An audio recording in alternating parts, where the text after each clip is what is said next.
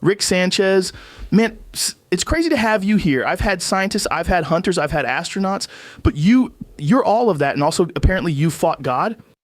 Fought is a strong word. I'd call it a heated debate where he threw a mountain at me, and I returned the favor with an anti-reality grenade. Long story short, he learned humility. I learned divine beings can be really sensitive about criticism. That's insane. But like when you say God, what are we talking about? A big old man in the sky? An alien?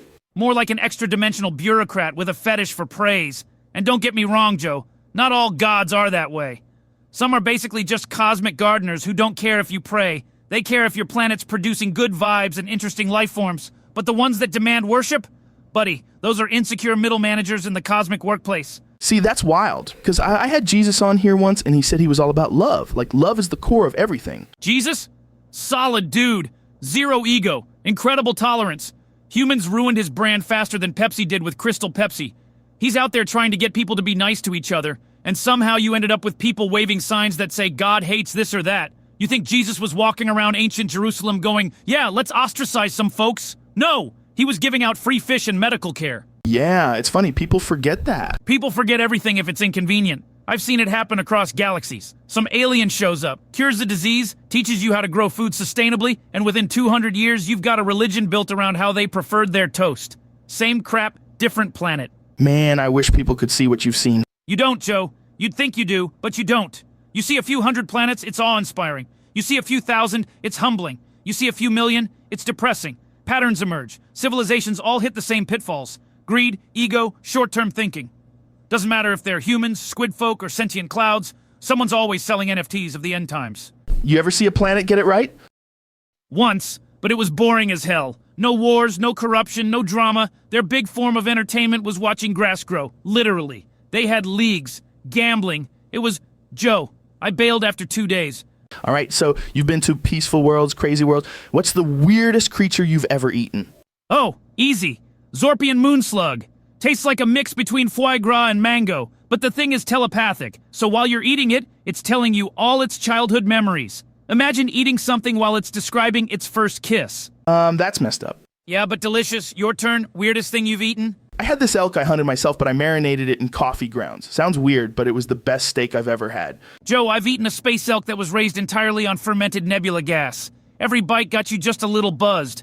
By the end of the meal, you didn't know if you were full or just too high to move. That's $1 billion restaurant idea right there. Oh, it exists. Problem is, the hangover is six-dimensional. You wake up feeling sad for things that haven't even happened yet. Damn. Speaking of hangovers, what's the worst one you've ever had? Once drank with a species that processes alcohol into pure time distortion.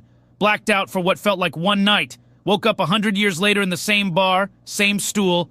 Bartender still talking about the story I missed. 100 years? You didn't age? Not noticeably. I keep a few temporal loopholes in my biology. Comes in handy when you party with immortals. Otherwise, you're that one mortal guy who gets old halfway through the bender.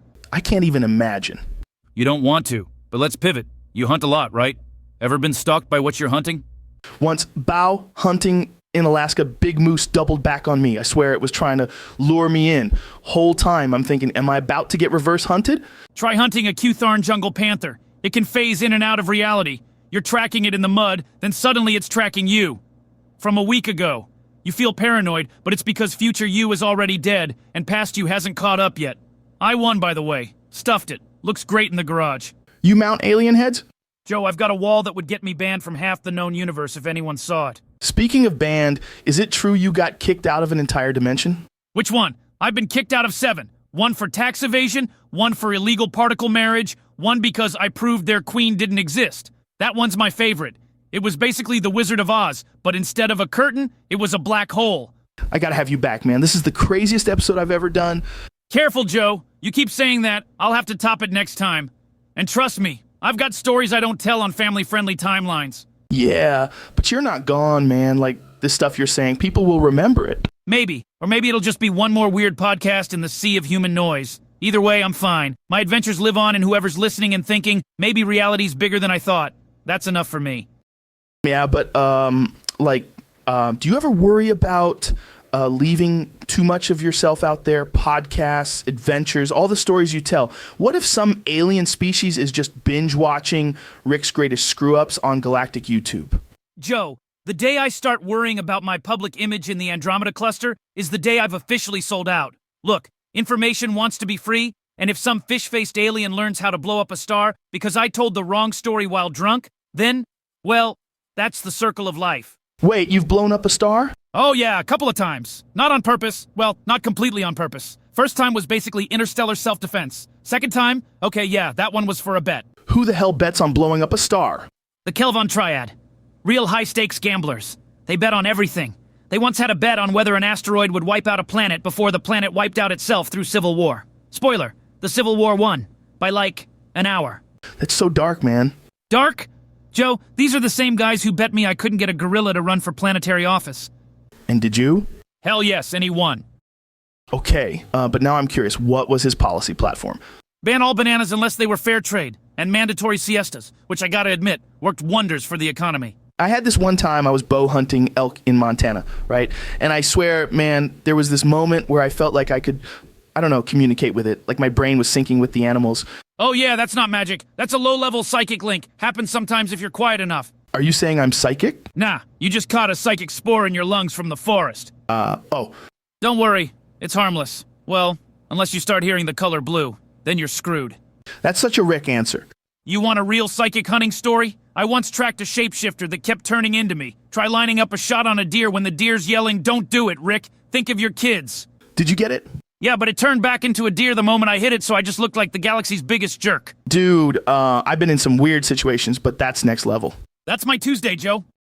Man, I gotta say, for all the madness, for all the weird rabbit holes we went down today, it's kind of wild thinking this is episode 100. Yeah, congratulations, Joe. You officially have 100 hours of me corrupting your audience's sense of reality. That's probably on some interdimensional watch list now. Dude, I don't even care. People tune in every time because they love this. Like, they want to hear the insane stories, the science, the maybe it's true, maybe it's not vibe. That's because deep down, everyone's bored with their own reality. You give them a door, they walk through it, and suddenly they're thinking about alien parasites, multi-dimensional bedbugs, or how their toaster might be conscious. Yeah, but you're the one who makes it all feel possible. And honestly, 100 episodes, that's a lot of people sitting at home, in the gym, in their car, just letting us hang out in their ears. And to all those poor souls, thanks for letting us waste your time in the most educational way possible. Seriously, without people actually listening, this would just be me yelling in a garage and you hunting elk in peace.